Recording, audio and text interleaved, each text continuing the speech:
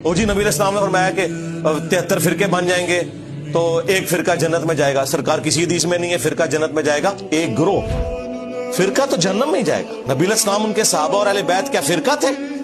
فرق کہتے ہیں ٹوٹ کے الگ ہونے والے کو. جو درخت سے ٹوٹ کر پتا الگ ہوتا ہے وہ فرق ہوتا ہے. درخت تو اپنی اصل ہے, اصل تو مسلم تھا. فرقے تو آپ لوگوں نے بنائے. انڈیا کے 2 شہروں کے نام کے اوپر فرقے بنا دیے, دیوبند اور بریلی.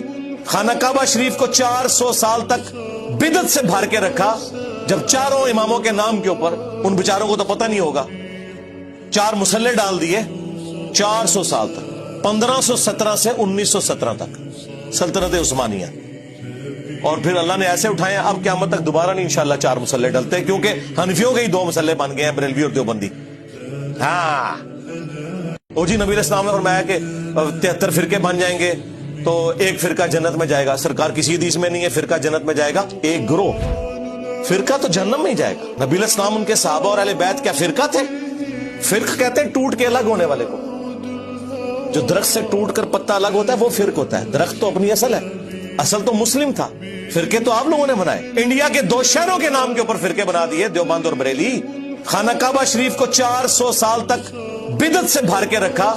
جب چاروں اماموں کے نام کے اوپر, ان بیچاروں کو تو پتہ نہیں ہوگا, 4 مسلح ڈال دیے 400 سال تک, 1517 سے 1917 تک سلطنت عثمانیہ.